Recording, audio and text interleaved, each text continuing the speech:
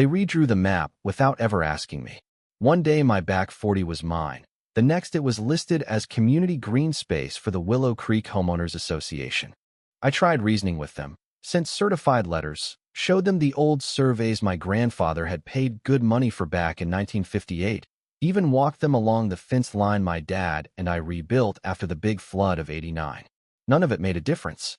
They sent crews to mark new boundaries straight through my hayfield, slapped me with fines for noncompliance, shut off the irrigation water I'd counted on for 30 years, and acted like I was the one trespassing on my own land. What they never bothered to find out was that the emergency backup power for half their neighborhood ran in a buried cable right across those same 40 acres. I'd helped lay it myself when I worked for the county utility co-op, and I'd quietly kept an eye on it ever since. When the polar vortex rolled in and the mercury plunged below zero, they came knocking at my door, begging for heat and light. I gave them a simple choice: own up to what they'd done and make it right, or sit in the dark until the spring thaw. My name is Thomas Harlan, and this is the story of how I took my family's land back, one switch at a time. It all started on a crisp October morning in 2023. I was out doing my usual rounds, feeding the Angus cattle, checking the water troughs, walking the south edge of the property like I'd done for nearly 30 years. The air still carried that faint sweet smell of late-cut hay, but you could feel winter starting to creep in. As I came around the corner of the barn, I spotted them, a perfect straight line of bright orange survey stakes driven deep into the frost-stiffened ground of my back pasture. Each one had a little plastic flag snapping in the breeze. Bold letters read, "Pending HOA assessment, Phase 4 expansion." My gut tightened like I'd been punched. Those 40 acres had been Harlan land since my great-grandfather filed the homestead claim in 1912. My grandfather ran a small dairy there when my dad was a boy. Dad grew alfalfa and winter wheat. I'd kept it in perennial grass hay and a modest herd ever since I inherited the place. The Willow Creek subdivision had swallowed up most of the surrounding farms over the decades, but my parcel was grandfathered in, exempt from their covenants, dues, meetings, all of it. That night, I pulled every document out of the old steel cabinet in the study. The 1958 survey, crisp despite its age, the 1987 update, the deed transfer from Dad in 2008, tax receipts going back to the Eisenhower administration. Every line matched the fence posts I'd set myself. Next morning, I started calling the HOA office. Voicemail for 3 straight days. On the 4th, a polite but distant young man named Justin finally picked up. He explained, without a hint of apology, that the board had reviewed historical plats and concluded my rear acreage had been inadvertently omitted from the original community declaration. They were simply correcting a legacy oversight. The board had full authority, and they weren't required to honor outdated surveys. I hung up before I said something I'd regret. 3 days later, a crew arrived with measuring wheels, clipboards, and cans of orange spray paint. They were laying out a wide walking trail right through the heart of my pasture.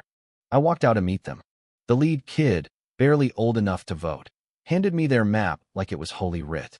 I kept my temper, but I went back to the barn and returned with my old Remington 870, unloaded, muzzle pointed skyward, resting casually across my shoulder.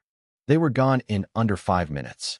That evening, a formal notice appeared on my front door, signed by Margaret Ellison, president of the Willow Creek HOA board. It accused me of intimidating contractors and obstructing approved community improvements. It declared the pasture reclassified as shared common area under County Resolution 312C. I called a friend at the county clerk's office. Resolution 312C was vague wording about reassessing unmanaged easements for public recreation. HOAs all over the state were using it to gobble up adjacent land without paying for it. Challenges took months, sometimes years, depending on how deep their legal fund was. Winter was gathering fast. I could smell it on the wind. I didn't have years.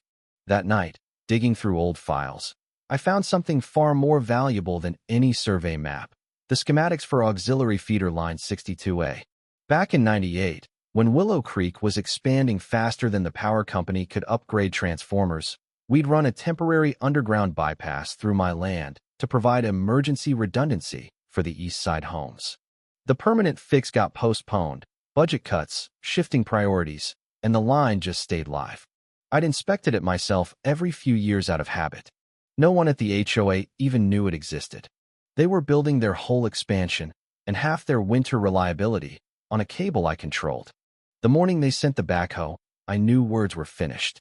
I stood on the porch at dawn, coffee going cold in my hand, and watched that big yellow machine lumber across my pasture.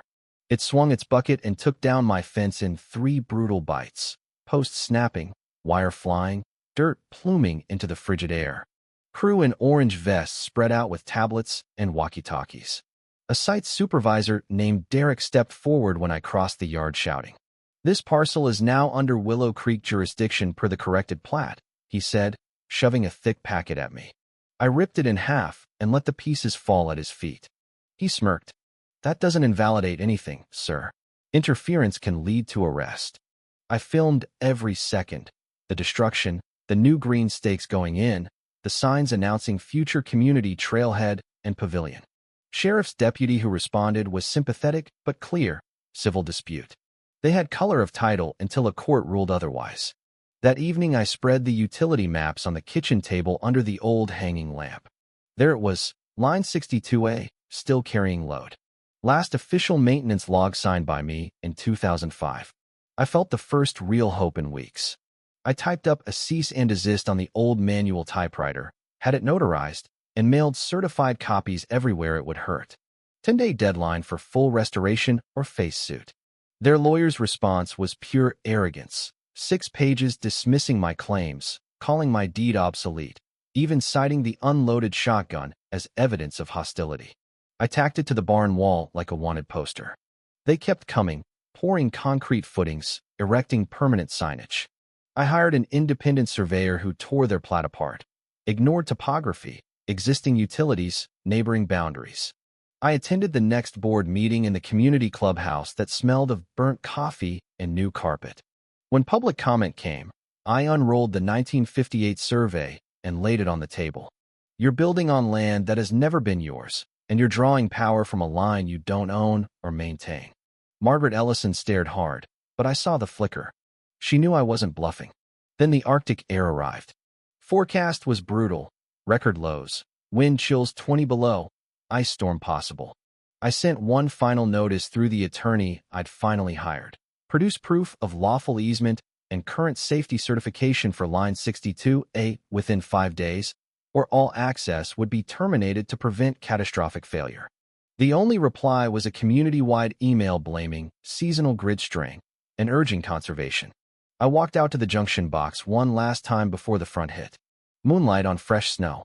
Brushed ice from the panel, checked the gauges, load already climbing. Swapped the rusty lock for a new heavy one. Posted my own laminated sign, private utility access, trespass prosecuted. The freeze struck just after midnight. Temperature plummeted 20 degrees in hours. Wind howled like a freight train. At 12:15 a.m., I opened the master breaker. The familiar low hum died. Silence rolled across the ridge like a wave. By morning, the neighborhood was unnaturally quiet. No leaf blowers, no garage doors, no distant dogs. Just wind and the occasional sharp crack of ice. Pipes began bursting in homes built for Carolina winters, not Midwest blizzards. Portable generators coughed to life, then sputtered out as fuel ran low or cold thickened oil. HOA mass texts blamed the utility company, rolling outages, anything but the truth. On day 3, Margaret Ellison appeared at my gate alone. No Lexus, no entourage. Coat pulled tight, scarf over her mouth, eyes red from cold and lack of sleep. "Thomas," she said, voice cracking. "Please, turn it back on. Pipes are bursting. Food spoiling. Kids scared of the dark. People are suffering." I stepped onto the porch. "They suffered when you shut off my irrigation water last fall. When my tanks ran dry and I had to sell off half my herd at fire sale prices. When you fined me for the fence your machines destroyed." She looked down at the snow gathering on her boots. "You want the power back? Put it in writing. This land is mine, always has been. You restore the fence, remove every stake and sign, cancel every fine, withdraw every filing. Public apology to the entire community. Then, and only then, I'll consider it." She agreed to everything without hesitation. I waited until 3 a.m., lowest demand. then closed the breaker. Lights flickered on down the hill, one house at a time. Furnaces rumbled awake. Porch lights glowed like wary eyes. But decades of deferred maintenance caught up fast. The sudden surge blew old wiring, tripped breakers, started small fires behind walls. Smoke poured from several garages by dawn. Margaret returned with her husband, faces pale. I told them the neglect was theirs, but I called my old foreman at the co-op anyway. Granted full access for proper upgrades, insulation, load balancing, everything brought to modern code. Billed to the HOA. The following week, pickup trucks lined my drive. Residents, fathers, grandfathers, teenagers showed up with post-hole diggers, shovels, rolls of wire. No paid crew, no orders from the board. They simply started rebuilding my fence, post by post, in frozen ground. Margaret worked every day on their side of the line, measuring, directing, sometimes just watching with tears freezing on her cheeks. 10 days later, the apology appeared. Front page of the HOA website, emailed to every resident, printed and posted at the clubhouse. Full admission, unauthorized land seizure attempt, reliance on undocumented infrastructure, property destruction, resource disruption, endangering safety. Permanent recorded restriction against any future development of my acreage. All violations and fines against me, or any other holdout, permanently voided. Margaret resigned a month later. County and state investigations followed. The bogus plat was stricken from records. Spring came slow that year, but the pasture greened up beautifully. Cattle grazed where their fancy pavilion was supposed to stand. Neighbors wave now when they drive past. Some leave pies or jars of preserves on the porch around holidays. I added a small bronze plaque above the junction box breaker, property of Thomas Harlan. Power flows by permission, and permission can be revoked. I have never needed to revoke it again. Some fights you win with lawyers and judges. Some you win by knowing exactly where the real power is buried and having the patience to use it only as much as necessary. The land is still mine. The dignity is mine. And the switch, literal and otherwise, rests in hands that chose restoration over ruin. What do you think? Was I right to pull that breaker, knowing families would suffer in the cold? Or did the HOA's bullying and theft justify whatever it took to stop them? Where do you draw the line between standing your ground and crossing into vengeance? Drop your thoughts in the comments. I read every one. Let's talk about it.